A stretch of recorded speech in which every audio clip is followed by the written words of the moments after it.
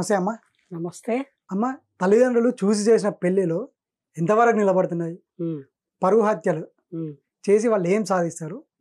ఏం చేద్దామని? భలే క్వశ్చన్ అడిగారు. కరెక్ట్. ఇప్పుడు మీరు అడగవలసిన ప్రశ్నే అడిగారు. తల్లి తండ్రి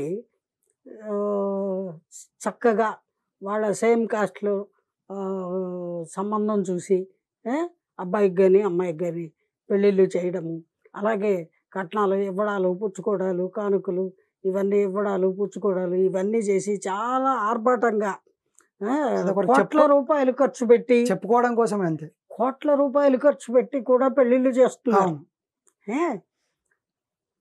అలా చేసిన పెళ్ళిళ్ళు ఎంతవరకు నిలబడుతున్నాయి? అదేగా మీకు అలా చేసినా, లేదా ఇష్టపడి పెళ్ళి చేసుకున్నా, లేదా లవ్ మ్యారేజెస్ చేసుకున్నా, లేదా ఎక్కడికో వెళ్ళిపోయి రిజిస్టర్ మ్యారేజ్లు చేసుకున్నా, ఏం చేసినా పెళ్ళి అనేది పెళ్ళేనండి. పెళ్ళి చేసుకోవడం అనేది ఇక్కడ ఇంపార్టెంట్ పాయింట్. అయితే అలా చేసుకున్న పెళ్ళిళ్ళు ఎంతవరకు నిలబడతాయి అంటే, కొంతవరకు మనుషులు భయభక్తులతో ఉంటారు. సపోజు మీ పిల్లని మీ కులం వాళ్ళకే ఇచ్చి కట్టకానుకలు ఇచ్చి బంధుమిత్రుల సమక్షంలో చాలా ఘనంగా వివాహం జరిపించారు. అప్పుడు ఆ పిల్లని కాపురానికి పంపించాక వాళ్ళు కొంచెం భయభక్తులతో చూసుకుంటారు. వాళ్ళు ఇంత ఖర్చు పెట్టి ఇంత పద్ధతిగా పెళ్లి చేసి మంచి చెడులు అన్నీ చూసి పిల్లని మనకిచ్చారు, అంచేత ఈ పిల్ల మన పిల్ల ఇక నుంచి అని చెప్పి చాలా ప్రేమగా జాగ్రత్తగా చూసుకునే వాళ్ళు ఉన్నారు. అలా ఉంటారనే నమ్మకంతో ఆ విధంగా వివాహాలు చేస్తారండి. అలాగే ఒక పిల్లని మన ఇంటికి కోడలుగా తెచ్చుకున్నా కూడా వాళ్ళు కూడా ఇదే విధంగా భావించి పిల్లని మనకి ఇచ్చి మన అబ్బాయికి పెళ్లి చేసి పంపిస్తారు అనుకోండి. అలాగా పెద్దవాళ్ళు చేసే సంబంధాలు, చూసి చేసే సంబంధాలు చాలా వరకు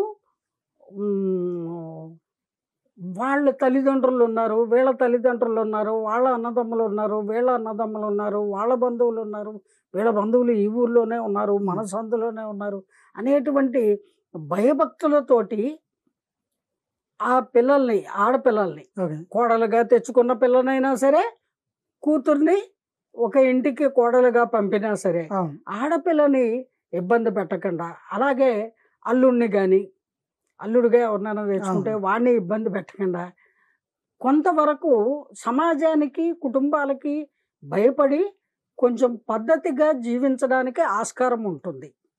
అందుకని పెద్దలు కుదిర్చిన పెళ్ళిళ్ళు చాలా వరకు సవ్యంగా ఉంటాయి అనేది ఒక నమ్మకము. అయితే ఈ కాలంలో, ఈ కలికాలంలో నవ్వేడేస్ ఇప్పుడేం జరుగుతోంది అంటే, అలా తల్లిదండ్రులు చూసి చేసిన సంబంధమైనా సరే వాళ్ళ నొసటరాత సరిగ్గా లేకపోతే, వాళ్ళ వే ఆఫ్ థింకింగ్ సరిగ్గా లేకపోతే, వాళ్ళ అభిప్రాయాలు కలవకపోతే, వాళ్ళ అభిరుచులు కలవకపోతే, వాళ్ళ ఇంట్లో మనుషులు అమికబుల్గా బిహేవ్ చేయకపోతే వెరీ నెక్స్ట్ డే వేరు కాపురాలు. లేదు వారం తిరగకుండా డైవర్స్కి అప్లై చేయడాలు, లేదా మ్యూచువల్ డైవర్స్ తీసుకోవడము, లేదు హెరాస్ చేస్తూ హింసిస్తూ ఉంటే అదే పెడుతుందిరే అని హింసించడాలు. ఆ హింసకు కూడా తట్టుకొని ఆడపిల్లలు ఉన్నారనుకోండి, వాళ్ళని రకరకాలుగా వాళ్ళంతటా వాళ్ళు శరీరాన్ని త్యాగం చేసి చనిపోయే విధంగా సిచ్యువేషన్స్ని క్రియేట్ చేసే స్థాయిలో వాళ్ళని హింసించడం గృహ హింస అంటారు దాన్ని. ఆ గృహ హింస ఎవరు పెడతారు? భర్త పెడతారు, అత్తమామలు పెడతారు, ఆడపడుచులు పెడతారు, వాళ్ళ బంధువులు పెడతారు, ఎవరైనా పెడతారు. ఎందుకు పెడతారు? వీళ్ళు ఇచ్చే అలసు వల్ల. వీళ్ళు అంటారు మా కోడల అసలు అది బెడ్రూమ్ నుంచి బయటికి రాదు, ఏ పని చేయదు, చదువుకుందని పొగరు. ఆ మధ్య ఒక డాక్టర్ అమ్మాయిని అలా చంపేశారు, అలా హింసించారు. అలాంటివి చాలా చేస్తూ ఉంటారు. వాళ్ళకి డాక్టర్ అయినా పర్వాలేదు, యాక్టర్ అయినా పర్వాలేదు, సామాన్య ఉద్యోగస్తులైనా పర్వాలేదు, చదువుకున్న పిల్ల అయినా పర్వాలేదు, అక్షరం ముక్క చదువుకొని పిల్ల అయినా సరే.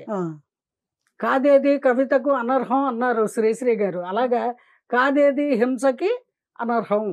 హింసాత్మక ఆలోచన చేసేటువంటి కుటుంబీకులు అయినప్పుడు అది ఆ పిల్ల పాలిట శాపం అవుతుంది. ఆ ఇంట్లో కోడలుగా అడుగుపెట్టిన ఆడపిల్లకి దురదృష్టకరమైనటువంటి కుటుంబం దొరికినట్టు లెక్క. అందువల్ల తల్లిదండ్రులు చేసే కుటుంబాలు ఏవైతే ఉన్నాయో అవి కాస్త విచారించుకొని చేస్తారు. మంచి ఫ్యామిలీనా కాదా, వీళ్ళు ఎలాంటి వాళ్ళు, ఏమన్నా అబ్బాయికి హ్యాబిట్స్ ఉన్నాయా, ఇవన్నీ ఆలోచించి అన్నీ విచారించుకొని అప్పుడు పెళ్ళిళ్ళు చేస్తారు. అలా ఆలోచించకుండా చేసే సంబంధాలు ఇబ్బందుల పాలవుతూ ఉంటాయి. అన్నీ కనుక్కొని చేసినప్పటికీ కూడా హింసించే కుటుంబాలు కొన్ని ఉంటాయి. అది వాళ్ళ రాత, దాన్ని ఎవరము ఏమీ చేయలేము. అది ఇద్దరి మీద డిపెండ్ అయి ఉంటుంది. అమ్మాయి బిహేవియరు, అబ్బాయి బిహేవియరు, అండ్ పేరెంట్స్ బిహేవియర్, నమ్మకాల మీద, వాళ్ళ విశ్వాసాలు, వాటి అన్నిటి మీద డిపెండ్ అయి మాటలు. అందుకని ప్రేమ పెళ్ళిళ్ళే సక్సెస్ అవుతాయి, లేదా తల్లిదండ్రులు చూసిన పెళ్ళిళ్ళే స్థిరంగా ఉంటాయి అని ఖచ్చితంగా చెప్పే పరిస్థితిలో లేము ఇప్పుడు. సమాజం లేదు అటువంటి స్థితిలో. ఎన్నంటే ప్రతి కోర్టులో డైవర్స్ కేసులే, ప్రతి చోట గృహహింస కేసులే పోలీస్ స్టేషన్లో, హెరాస్మెంట్ కేసులే పోలీస్ స్టేషన్ నిండా. అవి ఎక్కువ. దొంగలు, దోషులు, హంతకులు కట్టే ఇవి ఎక్కువ. అక్రమ సంబంధాలు, ఈ సక్రమ సంబంధం ఒకటి సక్రమంగా ఏడవలేరు. వీళ్ళకి అమ్మాయికి 4 బాయ్ ఫ్రెండ్స్, ఆ అబ్బాయికి 5-6 అమ్మాయిలతో అలవాటు, తిరగడం అలవాటు.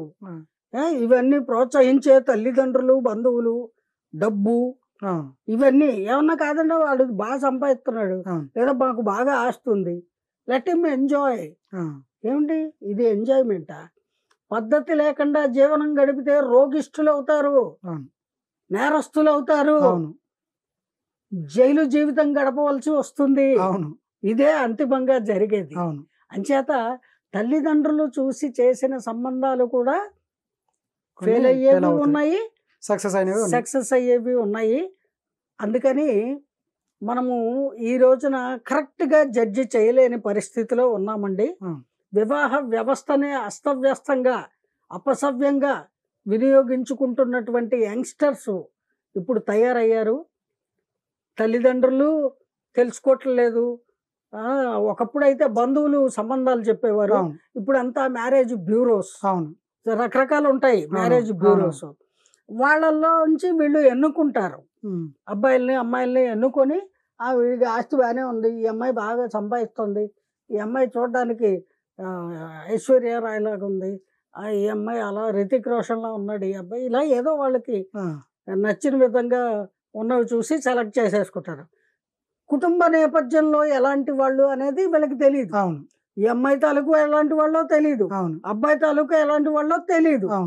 పెళ్ళిళ్ళు అయితే లక్షలు కోట్లు ఖర్చు పెట్టి చేసేస్తారు. తర్వాత మెంగలేక కక్కలేక ఇబ్బంది పడతారు ఎవరు చేసుకున్న పిల్లలు. ఆ ఇబ్బందులు పడేటప్పుడు కొంతమంది ఈ ఇబ్బందులు నేను పడలేను అనుకున్న వాళ్ళు పుట్టింటికి వచ్చేస్తారు, డైవర్స్కి అప్లై చేస్తారు. ఇబ్బందులు పడుతూనే బతికేవాళ్ళు రేపు మారుతాడు, ఎల్లుండి మారుతాడు, ఇంకో ఏడాదికి మారుతాడు, ఓ 4 పిల్లలు పుడితే మారుతాడు అని పాపం భరించే ఆడపిల్లలు భరిస్తూ హెరాస్మెంట్లు భరిస్తూనే ఉన్నారు. అలాంటి వాళ్ళందరూ ఇప్పుడు మీడియా ముందుకు వచ్చి, కొంతమంది ధైర్యం చేసి మీడియా ముందుకు వచ్చి మాట్లాడుతున్నారు, వాళ్ళ బాధలు చెప్పుకుంటున్నారు. వాళ్ళు ఆ రకంగా మీడియా ద్వారా వాళ్ళు ధైర్యం చేసి డైవర్స్కి న్యాయాన్ని సాధించుకోవడానికి ప్రయత్నిస్తున్నారు. ఏది ఏమైనప్పటికీ వివాహ వ్యవస్థ అనేటువంటిది చాలా గొప్ప వ్యవస్థ అండి. దాన్ని కించపరచకూడదు.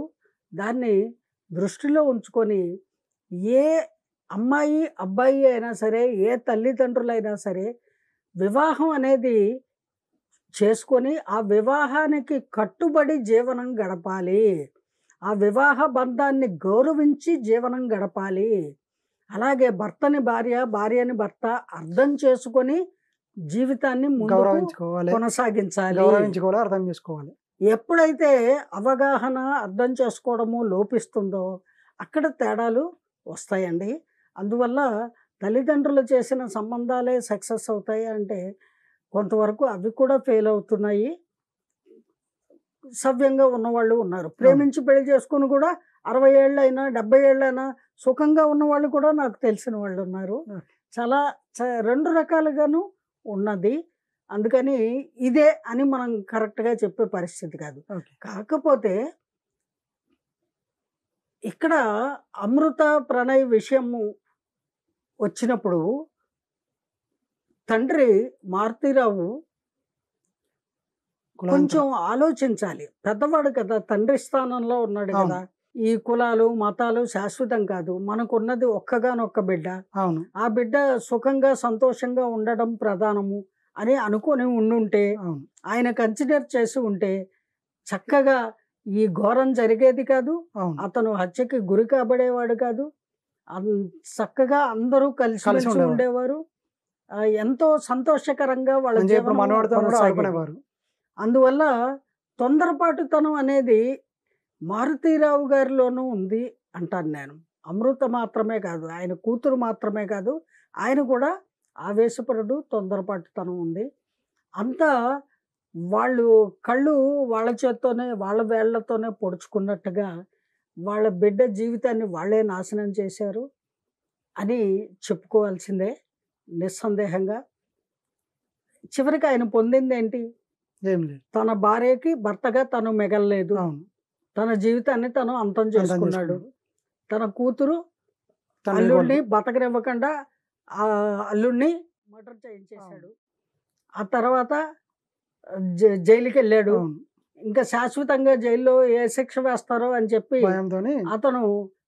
అతనే అంతం చేసుకున్నాడు. ఇప్పుడు అతని పరువు నిలబడిందా? ఇది పరువు అయిన పనా? లేదు. పరువు హత్యకి తెగబడ్డాడు. ఇప్పుడు ఆయన చేసిన పని పరువైన పనా? ఆలోచించండి. అటువంటి స్థితిలో ఉన్న తల్లిదండ్రులు మీరు కొంచెం ఆలోచించండి. తొందరపడకండి. మీ బిడ్డల ఇష్ట అయిష్టాలని తెలుసుకొని వాళ్ళకి నచ్చచెప్పి ఒప్పించి మీ మార్గంలో మీరు చెప్పినట్టుగా వినేలా పెంచుకోండి. అలా మీ చెప్పు చేతల్లో ఉంచుకోండి. అలా కాని పక్షంలో వాళ్ళ ఇష్టాన్ని ఆశీర్వదించి అంగీకరించి వాళ్ళ తలరాత ఎలా ఉంటే అలా అవుతుంది. వాళ్ళకి కోరుకున్న వాళ్ళని ఇచ్చి పెళ్లి చేయండి. మీకు ఇష్టం లేకపోతే బయటకు వెళ్ళి మీ పెళ్లి మీరే చేసుకోండి అనండి. అంతేగాని వాళ్ళని చంపడమో మీరు చావడమో ఇటువంటి సమస్యకి పరిష్కారం ఎంత మాత్రము కాదు. పరువు హత్యలు అనేటువంటివి ఆపండి. మీరు కని పెంచుకున్న బిడ్డల్ని మీరే చంపుకోవడం అనేది అమానుషము. ఏ తల్లి తండ్రి కూడా అటువంటి చర్యకి పాల్పడకూడదండి. అది అవాంఛనీయ దుస్సంఘటన జరిగింది అమృత ప్రణయ్ విషయంలో. అటువంటిది ఇక మీదట రిపీట్ అవ్వకూడదు. ఈ జడ్జిమెంటు అంతమందికి లైఫ్ ప్రిజన్ పడింది. ఆ హంతకుడికి ఉరిశిక్ష పడింది. ఇది విన్న తర్వాతైనా తల్లిదండ్రుల్లోనూ మార్పు రావాలి అంటాను. అలాగే పిల్లల్లో కూడా మార్పు రావాలి. తల్లిదండ్రులు పిల్లల ఇష్ట అయిష్టాలని తెలుసుకొని వాళ్ళకి నచ్చ చెప్పుకోవాలి. లేదు వాళ్ళని క్రమశిక్షణతో పెంచుకోవాలి మొదటి నుంచి. అది చెయ్యని వాళ్ళకి ఇటువంటి పరిస్థితులు ఎదురవుతాయి. అలా ఎదురైనప్పుడు వాళ్ళ పెళ్ళిళ్ళు వాళ్ళే చేసుకుంటారు. వాళ్ళ తలరాతలు వాళ్ళు ఎలా ఉంటే అలా అనుభవిస్తారు అని విడిచిపెట్టేయాలి. అంతేగాని వాళ్ళని చంపాలి అనుకోవడము అమానుష్యం అండి. దానివల్ల పొందేది ఏమీ ఉండదు. అలాగే పిల్లలు కూడా తల్లిదండ్రుల కంటే ఈ లోకంలో మన శ్రేయస్సు కోరే వాళ్ళు ఉండరు అన్న సత్యాన్ని గుర్తుపెట్టుకోవాలి. మిమ్మల్ని కని పెంచి పెద్ద చేసిన తల్లిదండ్రులకి మీరు ఇచ్చే గిఫ్ట్ ఏమిటి? వాళ్ళని వదిలేసి వెళ్ళిపోవడం. మీకు పెళ్ళయ్యాక ఎలాగా వెళ్ళిపోతారు. ఉన్నంతకాలము వాళ్ళతో కలిసిమెలిసి ఉండండి. వాళ్ళని నొప్పించకండి, వాళ్ళ మనసులు గాయపరచకండి, వాళ్ళ అభిష్టానికి వ్యతిరేకంగా ప్రవర్తించకండి. అదే మీకు జన్మించినందుకు మీరు వాళ్ళకి ఇచ్చే గిఫ్ట్ అని గుర్తుపెట్టుకోండి. ఇది ఇద్దరిలోనూ ఉండాలండి. తల్లిదండ్రుల్లోనూ ఉండాలి, పిల్లల్లోనూ ఉండాలి. వీళ్ళిద్దరిలోనూ కూడా ఇటువంటి అండర్స్టాండింగు, ఒకళ్ళనొకళ్ళు అర్థం చేసుకోవడము, తల్లిదండ్రుల విలువ పిల్లలకి, పిల్లల యొక్క ప్రాణాలు, వాళ్ళ జీవితము, భవిష్యత్తు తల్లిదండ్రుల దృష్టిలో ఉంచుకోవడము అనేది చాలా ఇంపార్టెంట్. అది ఎక్కడైతే లోపిస్తుందో అక్కడ ఇటువంటి సంఘటనలు జరిగే ఆస్కారం ఉంది. దయచేసి ఇక మీదట పరువు హత్యల జోలికి తెగబడకండి. మీ పిల్లల్ని ఎక్కడో ఓ చోట క్షేమంగా బతకనివ్వండి. అవును. అది నేను తల్లిదండ్రులకి చెప్పేది. అలాగే పిల్లలు కూడా తల్లిదండ్రుల్ని హింసించకండి. మీరు వాళ్ళని ప్రేమించలేకపోతే నష్టమేం లేదు. కనీసం వాళ్ళని హింసించకండి. వాళ్ళ చావుకి మీకు కారణం? జన్మిచ్చినందుకు కారకులుగా మారకండి.